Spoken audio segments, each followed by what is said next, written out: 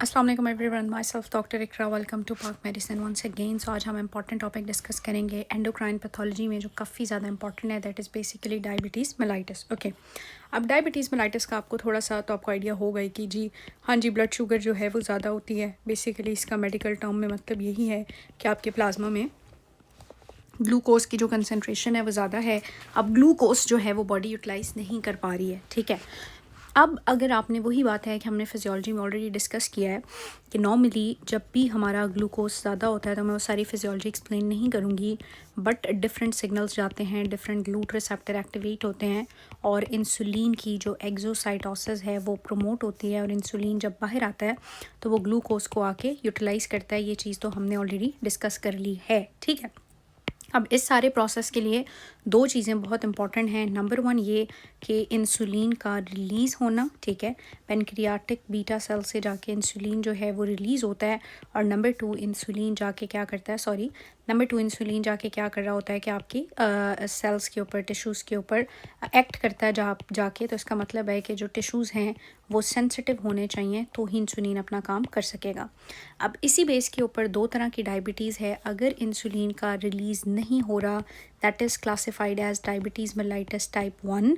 और अगर insulin release तो हो रही है लेकिन उसकी बॉडी उससे सेंसिटिव नहीं है, that is basically type 2 diabetes. Okay, so अब यहाँ से आपको ये भी समझ आ रहा है कि टाइप 2 में इंसुलिन या तो कम है या बॉडी उसको रिस्पॉन्ड नहीं कर रही, तो बाहर से हम ड्रग्स दे के इंसुलिन के लेवल बढ़ाते हैं, सेंसिटिविटी बढ़ाते हैं।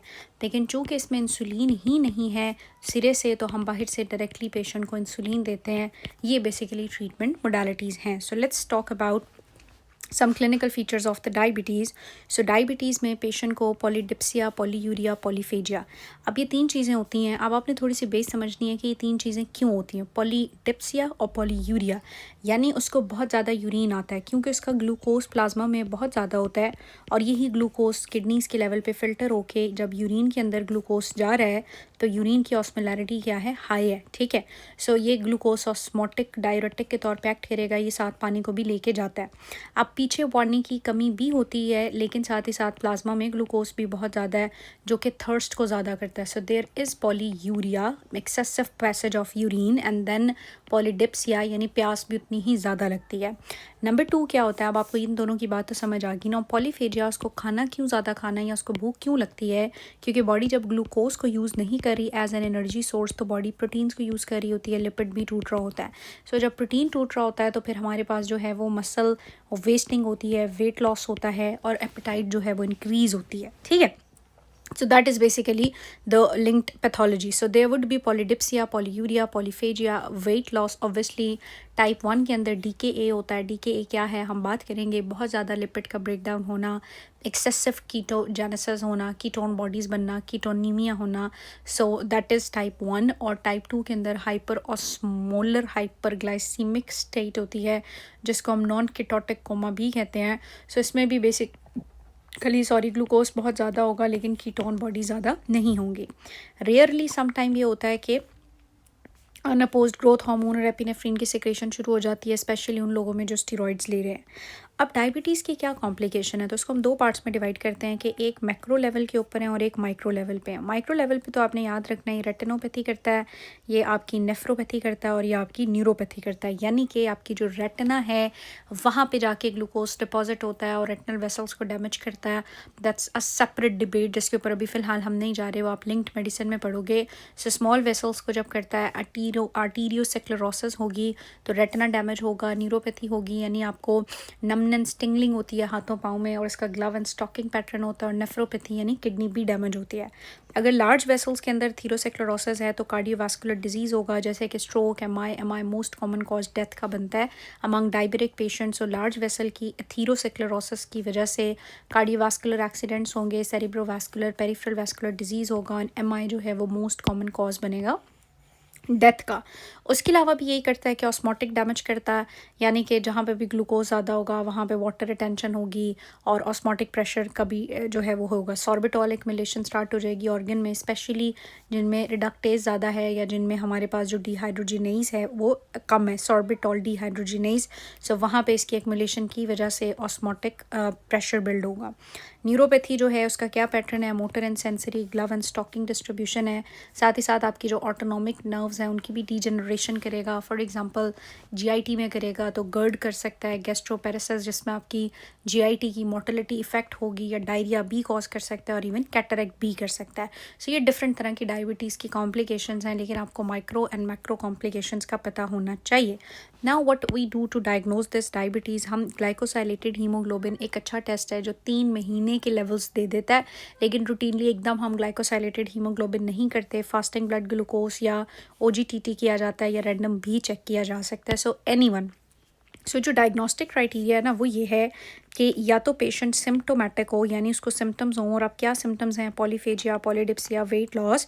नंबर 2, उसकी 1 रीडिंग डिरेंज हो, और वो 1 रीडिंग इनमें से कोई भी हो सकती है, आइदर फास्टिंग, ओजीटीटी या रैंडम ब्लड ग्लूकोज। लेकिन अगर पेशेंट एसिम्टोमेटिक है तो फिर एक रीडिंग अगर डिरेंज आ भी गई है तो हम उसको क्या करते हैं, रिपीट करते हैं। सो एसिम्टोमेटिक पेशेंट में 2 रीडिंग्स डिफरेंट ओकेजन्स पे आपने लेनी है और वो दोनों बॉर्डर लाइन से ऊपर होनी चाहिए। What that border line cut off is, for glycosylated 6.5 से अगर ऊपर है तो हम कहते हैं कि ये डायग्नोस्टिक है for diabetes. Is basically average blood glucose over prior 3 months, क्योंकि ज़ाहिर है 3 महीने बाद आरबीसीज आपका टर्न ओवर होता है, टूटता है, तो दैट इज़ बेसिकली द ग्लाइकोस जो कि आपके हीमोग्लोबिन से अटैच है, ग्लाइकोसाइलेटेड हीमोग्लोबिन।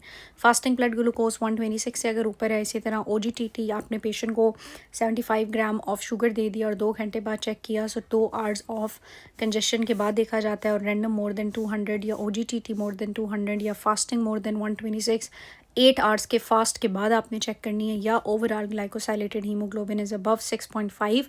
तो ये सारे के सारे जो हैं वो डायग्नोस्टिक रीडिंग्स हैं फॉर डायबिटीज़। ना डायबिटीज़ अगर नहीं है तो बॉडी में, सॉरी डायबिटीज़ अगर है, अगर इंसुलिन नहीं है तो क्या क्या हो रहा होगा।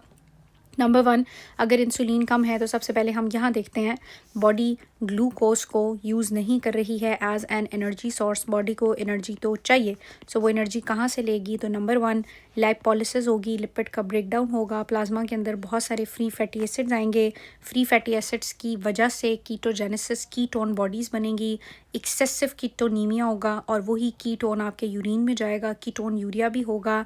एक्सेसिव कीटोनीमिया और कीटोन यूरिया की वजह से आपकी पीएच कम हो जाती है, एनाइन गैप क्रिएट होता है, and there would be metabolic acidosis. So normally तो गुजारा चल रहा है, बट अगर ये बहुत एक्सेसिव हुआ और एक्सेसिव एनाइन गैप और मेटाबॉलिक एसिडोसिस और इस कीटोन यूरिया की वजह से साथ में वॉमिटिंग स्टार्ट हो जाएगी। वॉमिटिंग से बॉडी से सोडियम पोटाशियम लॉस होगा, सोडियम पोटाशियम लॉस होगा, हाइपोवोलीमिया है, सर्कुलेशन फेलियर भी हो सकता है, और वर्स्ट केस सिनेरियो में अगर बॉडी पे बहुत स्ट्रेस्ड है तो यही पैथोलॉजी डीकेए में भी बॉडी को लेके जाती है। सो नंबर 1 आपको ये समझ आ रहा है कि अगर इंसुलिन नहीं है तो इंसुलिन ना होने से लिपिड टूट रहा है, लिपिड टूट रहा है, फैटी एसिड्स हैं, कीटोन बॉडीज़ हैं, एनाइनिक गैप है, metabolic acidosis could lead to vomiting, और यही फीचर्स आते हैं कि आपको हाइपर वेंटिलेशन और कॉस्मल रेस्पिरेशन। चूँकि मेटाबॉलिक एसिडोसिस जब होती है तो रेस्पिरेटरी अल्कलोसिस स्टार्ट होती है। रेस्पिरेटरी सिस्टम क्या करता है कि उसको साथ में कंपनसेट करने की कोशिश करता है, जिसकी वजह से इस तरह की हाइपर वेंटिलेशन और कॉस्मल ब्रीदिंग जो है वो स्टार्ट हो जाती है। ठीक है,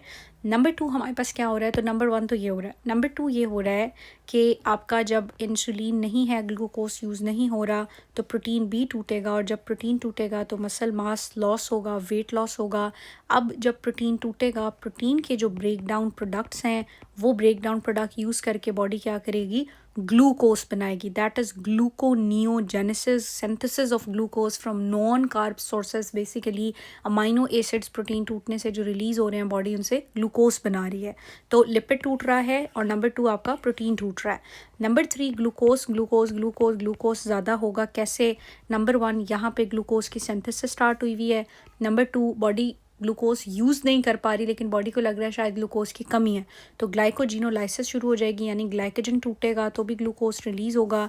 और ऑब्वियसली बात है सेलुलर अपटेक ग्लूकोज का कम है तो सारा ग्लूकोज प्लाज्मा में, सो प्लाज्मा में एक हाइपर ग्लाइसीमिया की स्टेट क्रिएट होगी और ये ग्लूकोज अगर यूरिन में जाएगा तो आपके पास क्या स्टार्ट हो जाएगा, ग्लाइकोस यूरिया। ग्लाइकोस यूरिया जब होगा पीछे पानी भी जाएगा और बॉडी में वॉल्यूम की कमी भी होगी।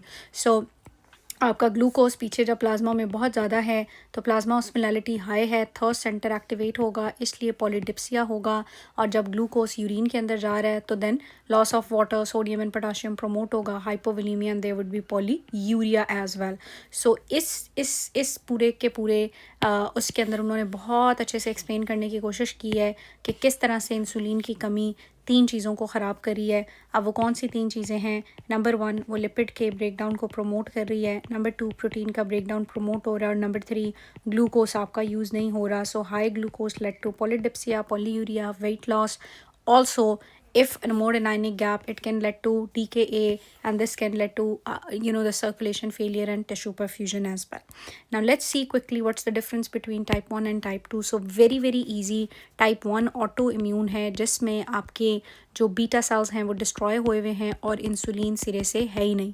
और यहाँ पे इंसुलिन से या तो इंसुलिन की प्रोडक्शन कम है या बॉडी इंसुलिन से क्या हुई हुई है, रेजिस्टेंट हुई हुई है। तो ये बहुत इजी है, इसमें कोई इतनी ज़्यादा समझने वाली बात नहीं है। सो प्राइमरी डिफेक्ट यहाँ पे autoimmune mediated beta cell की डिस्ट्रक्शन है, यहाँ पे रेजिस्टेंस है। ये इंसुलिन ट्रीटमेंट ज़रूरी है क्योंकि देखो